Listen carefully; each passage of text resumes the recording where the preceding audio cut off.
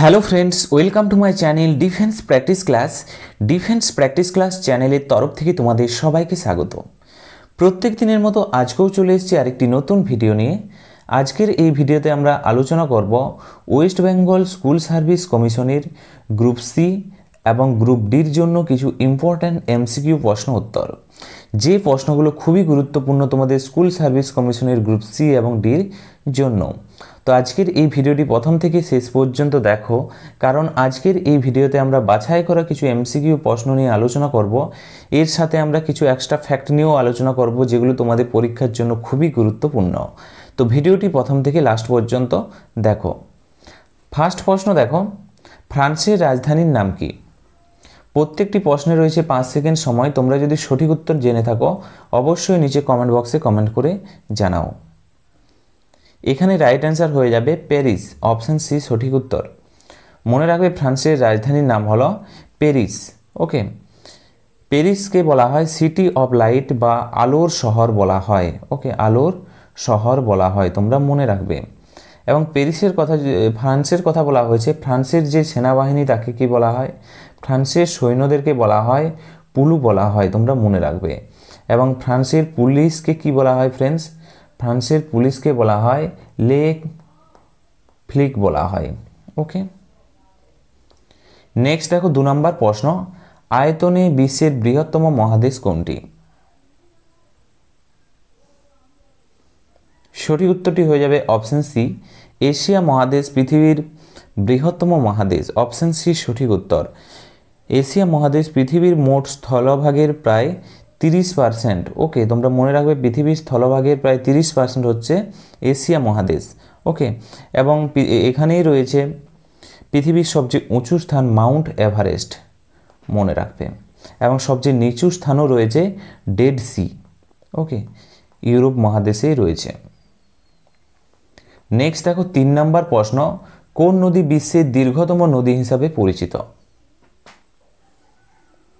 সঠিক উত্তরটি হয়ে যাবে এখানে নীল নদ, অপশান সি সঠিক উত্তর।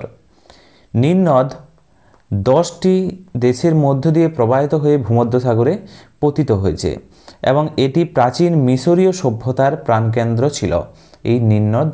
ওকে, নেক্সট দেখো 4 নম্বর প্রশ্ন, মাউন্ট এভারেস্ট কোন পর্বত শ্রেণীতে অবস্থিত? সঠিক উত্তরটি হয়ে যাবে অপশান সি, হিমালয় পর্বতশ্রেণীতে অবস্থিত মাউন্ট এভারেস্ট। ওকে, মনে রাখবে option C, Mount Everest Himalaya পর্বতমালার সর্বোচ্চ শৃঙ্গ, যা নেপালে অবস্থিত। ওকে, এবং চীনের সীমান্তে অবস্থিত। নেপাল এবং চীনের সীমান্তে রয়েছে এই মাউন্ট এভারেস্ট। মাউন্ট এভারেস্টের দৈর্ঘ্যের কথা যদি বলা হয়, বর্তমানে যে দৈর্ঘ্য প্রকাশ করা হয়েছে 8848.86 মিটার হচ্ছে মাউন্ট এভারেস্টের উচ্চতা।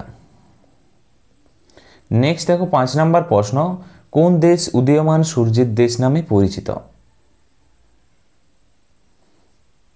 সঠিক উত্তরটি হয়ে যাবে অপশান সি, জাপান উদীয়মান সূর্যের দেশ নামে পরিচিত। জাপানি ভাষায় এই দেশটিকে কি বলা হয়? নিহন বা নিপ্পন বলা হয়, তোমরা মনে রাখবে নিহন বা কি বলা হয়? নিপ্পন বলা হয়। ওকে, তোমাদের পরীক্ষাতে আসতে পারে নিপ্পন কোন দেশের পূর্ব নাম, সেখানে সঠিক উত্তর হয়ে যাবে জাপান। ওকে, এবং নিপ্পনের অর্থের কথা যদি বলা হয়, নিপ্পনের অর্থ কি? সূর্য উদয় হয়, যার অর্থ যেখানে সূর্য উদয় হয়। নেক্সট দেখো 6 নম্বর প্রশ্ন, বিশ্বের ক্ষুদ্রতম দেশ কোনটি? ফটাফট সঠিক উত্তর কমেন্ট বক্সে কমেন্ট করে জানাও। অপশান বি সঠিক উত্তর, ভ্যাটিকান সিটি। ওকে, তোমরা মনে রাখবে ভ্যাটিকান সিটি ইতালির রাজধানী রোমের ভেতরে অবস্থিত। কোথায় অবস্থিত? ইতালির রাজধানী রোমে অবস্থিত। ওকে, এবং এটি 44 হেক্টর এলাকা নিয়ে গঠিত। নেক্সট প্রশ্ন দেখো 7 নম্বর প্রশ্ন, বিশ্বের বৃহত্তম মরুভূমি কোনটি? সঠিক উত্তর হয়ে যাবে এখানে অপশান সি, সাহারা মরুভূমি। সাহারা মরুভূমি কোথায় অবস্থিত? আফ্রিকাতে অবস্থিত ফ্রেন্ডস। সাহারা মরুভূমি আফ্রিকার একটি বিশাল এলাকা জুড়ে বিস্তীর্ণ এবং এটি আয়তনে প্রায় মার্কিন যুক্তরাষ্ট্রের সমান। ওকে, নেক্সট দেখো 8 নম্বর প্রশ্ন, কোন মহাসাগর সবচেয়ে গভীর? সঠিক উত্তরটি হয়ে যাবে অপশন বি, প্রশান্ত মহাসাগর হচ্ছে সবচেয়ে গভীর। ওকে, প্রশান্ত মহাসাগরের সবচেয়ে গভীরতম স্থানের কথা যদি বলা হয় মারিয়ানা ট্রেঞ্চ।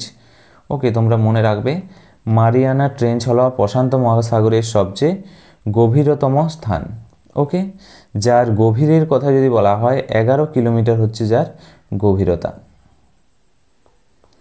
নেক্সট দেখো 9 নম্বর প্রশ্ন, কোন দেশের সবচেয়ে বেশি অঞ্চল রয়েছে, অর্থাৎ টাইম জোন রয়েছে সবচেয়ে বেশি? তো এখানে সঠিক উত্তর হয়ে যাবে France. Okay, option is the correct answer. ফ্রান্সের মূল ভূখণ্ড এবং এর অন্তর্ভুক্ত অসংখ্য বিদেশি অঞ্চলগুলোর কারণে মোট 12টি সময় অঞ্চল রয়েছে। ওকে, নেক্সট দেখো 10 নম্বর প্রশ্ন, একমাত্র কোন মহাদেশে কোনো মরুভূমি নেই? সঠিক উত্তরটি হয়ে যাবে ইউরোপ। অপশান সি সঠিক উত্তর। মনে রাখবে ফ্রেন্ডস, ইউরোপের কোনো বড় মরুভূমি না থাকলেও সেখানে আধা শুষ্ক অঞ্চল রয়েছে। অপশান সি সঠিক উত্তর। নেক্সট প্রশ্ন দেখো 11 নম্বর প্রশ্ন, মার্কিন যুক্তরাষ্ট্রের প্রথম প্রেসিডেন্ট কে ছিলেন? তো এখানে সঠিক উত্তর হয়ে যাবে মার্কিন যুক্তরাষ্ট্রের প্রথম প্রেসিডেন্ট হলেন George Washington. Option A is the correct answer. তো জর্জ ওয়াশিংটন কে ছিলেন?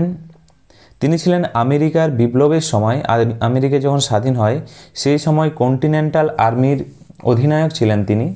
ওকে, এবং 1789 সাল থেকে তিনি 1797 সাল পর্যন্ত তিনি আমেরিকার প্রেসিডেন্ট হিসাবে দায়িত্ব পালন করেছিলেন। ওকে, এর পাশাপাশি মার্কিন যুক্তরাষ্ট্রের কথা যদি বলা হয়, আমেরিকার সেখানকার সেনাবাহিনী কী নামে পরিচিত? জিআই নামে পরিচিত। ওকে, মনে রাখবে আমেরিকার আর্মি জিআই নামে পরিচিত। নেক্সট দেখো 12 নম্বর প্রশ্ন, ভারত কত সালে স্বাধীনতা লাভ করে? ভারতের কথা বলা হয়েছে, সঠিক উত্তর হয়ে যাবে 1947। অপশান বি সঠিক উত্তর। 1947 সালের 15ই আগস্ট ব্রিটিশ শাসন থেকে ভারত স্বাধীন লাভ করে। এই দিনটিকে ভারতের স্বাধীনতা দিবস হিসাবে পালন করা হয়। অপশান বি সঠিক উত্তর। নেক্সট দেখো 13 নম্বর প্রশ্ন, কে ভারতের লৌহ মানব বা আয়রন ম্যান অফ ইন্ডিয়া নামে পরিচিত? সঠিক উত্তর হয়ে যাবে অপশান সি, সর্দার বল্লভভাই প্যাটেল লৌহ মানব বা আয়রন ম্যান নামে পরিচিত। Okay, option C is the right answer. তিনি কে ছিলেন? তিনি ছিলেন স্বাধীন ভারতের প্রথম স্বরাষ্ট্রমন্ত্রী ছিলেন। ওকে, তিনি ভারতের 562টি দেশীয় রাজ্যকে একত্রিত করার জন্য গুরুত্বপূর্ণ ভূমিকা পালন করেছিল। তোমরা এটা মনে রাখবে, খুবই গুরুত্বপূর্ণ। 562টি দেশের যে রাজ্য রয়েছে তাদেরকে স্বাধীনতার আগে একত্রিত করার গুরুত্বপূর্ণ ভূমিকা পালন করেছিল। নেক্সট দেখো 14 নম্বর প্রশ্ন, আমেরিকা কে আবিষ্কার করেন? আমেরিকা কে আবিষ্কার করেন? এই প্রশ্নের সঠিক উত্তর হয়ে যাবে Christopher Columbus. Option B is the correct answer. Okay, তোমরা মনে রাখবে ইতালীয় নাবিক ছিলেন ক্রিস্টোফার কলম্বাস। তিনি 1892 খ্রিস্টাব্দে আমেরিকা মহাদেশে পৌঁছান এবং তখন তিনি আমেরিকা আবিষ্কার করেছেন, যদিও তিনি ভেবেছিলেন তিনি ভারতে এসেছেন। ওকে, তো তোমরা মনে রাখবে তিনি ভেবেছিলেন যে তিনি ভারতে এসেছেন, কিন্তু তিনি আবিষ্কার করেছিলেন আমেরিকা। নেক্সট দেখো 15 নম্বর প্রশ্ন, ভারতের প্রথম মহিলা প্রধানমন্ত্রী কে ছিলেন? সঠিক উত্তর হয়ে যাবে প্রথম মহিলা প্রধানমন্ত্রী হলেন option B, Shrimati Indira Gandhi. Option B সঠিক উত্তর। ইন্দিরা গান্ধী 1962 থেকে 77 সাল পর্যন্ত এবং 80 থেকে 84 সাল পর্যন্ত ভারতের প্রধানমন্ত্রী হিসাবে শপথ নিয়েছিলেন। এবং তার মৃত্যুর কথা যদি বলা হয় ফ্রেন্ডস, 1984 খ্রিস্টাব্দে ইন্দিরা গান্ধীর মৃত্যু হয়। নেক্সট দেখো 16 নম্বর প্রশ্ন, কোন যুদ্ধ ভার্সাই চুক্তির মাধ্যমে শেষ হয়েছিল? তো এই প্রশ্নের সঠিক উত্তর হয়ে যাবে প্রথম বিশ্বযুদ্ধের সময়। Option B is the correct answer. তোমরা মনে রাখবে ভার্সাই চুক্তিটি জার্মানির সাথে 1919 সালে স্বাক্ষরিত হয়েছিল, যা প্রথম বিশ্বযুদ্ধের সমাপ্তির ঘোষণা হয়। নেক্সট দেখো 17 নম্বর প্রশ্ন, মৌর্য সাম্রাজ্যের প্রথম সম্রাট কে ছিলেন? সঠিক উত্তরটি হয়ে যাবে অপশন বি, চন্দ্রগুপ্ত মৌর্য মৌর্য সাম্রাজ্যের প্রথম সম্রাট ছিলেন।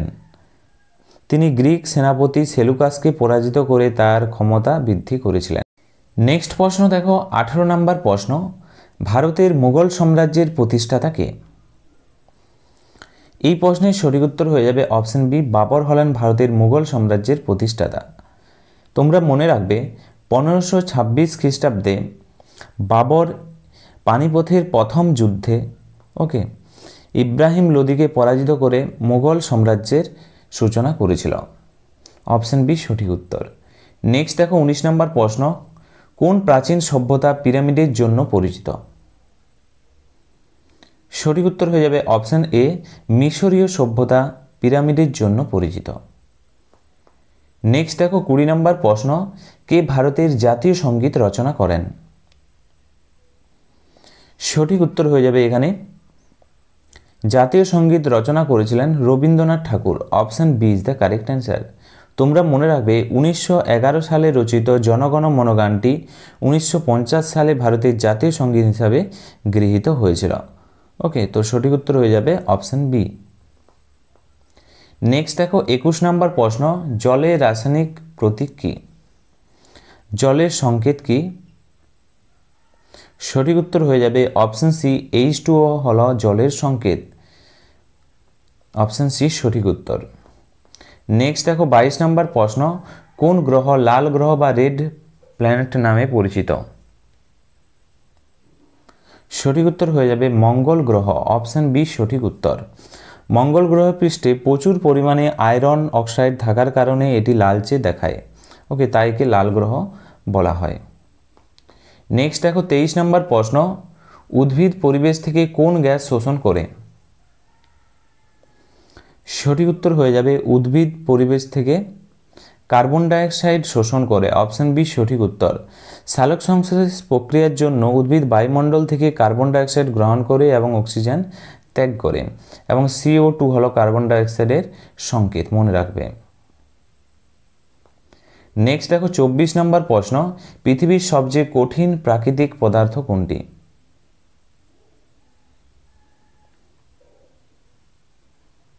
তো এখানে সঠিক উত্তর হয়ে যাবে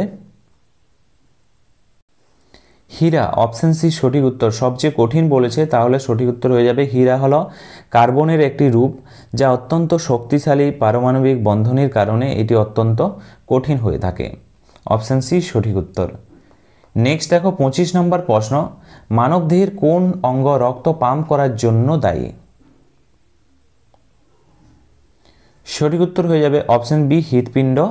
হৃৎপিণ্ড একটি পেশি অঙ্গ যা সংকুচিত ও প্রসারিত হয়, যা ধমনী ও শিরা দিয়ে সারা শরীরে রক্ত পাম্প করে। অপশন বি সঠিক উত্তর। নেক্সট দেখো 26 নম্বর প্রশ্ন, রোমিও অ্যান্ড জুলিয়েট কে লিখেছেন?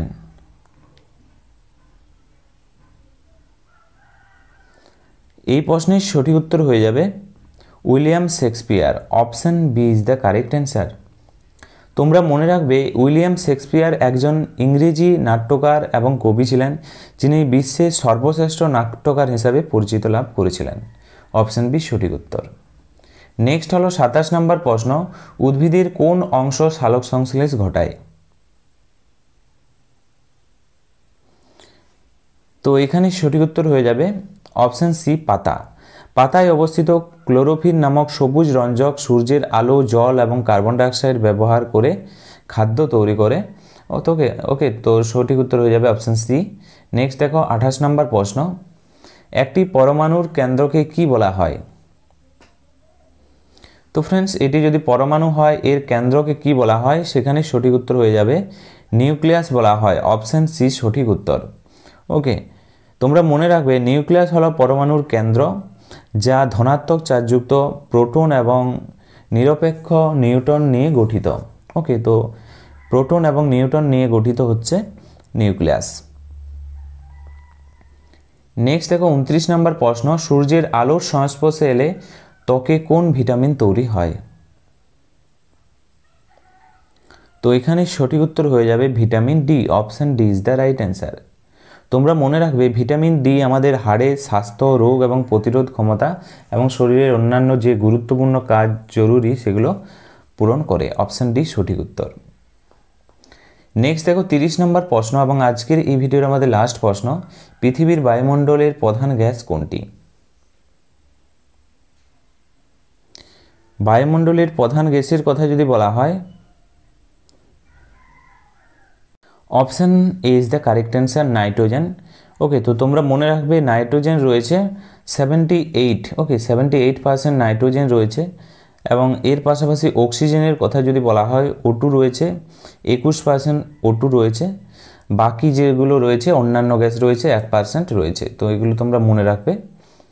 তো ফ্রেন্ডস, এগুলি ছিল আজকের ভিডিওর আমাদের কিছু গুরুত্বপূর্ণ এমসিকিউ প্রশ্ন উত্তর। আজকে তোমরা 30টি প্রশ্নের মধ্যে কত স্কোর করতে পারলে অবশ্যই নিচে কমেন্ট বক্সে কমেন্ট করে জানাবে। এবং আজকের এই ভিডিওটি কেমন লাগলো সেটাও অবশ্যই লাইক করে, এবং তোমরা এখনও পর্যন্ত যদি চ্যানেলটিকে সাবস্ক্রাইব না করেছো চ্যানেলটিকে সাবস্ক্রাইব করে রাখবে এরকমের গুরুত্বপূর্ণ প্রশ্ন পাওয়ার জন্য, যেগুলো তোমাদের পরীক্ষার জন্য খুবই গুরুত্বপূর্ণ। তো আজকের ভিডিওটি এখানেই শেষ করছি। Thank you for watching. জয় হিন্দ, জয় ভারত।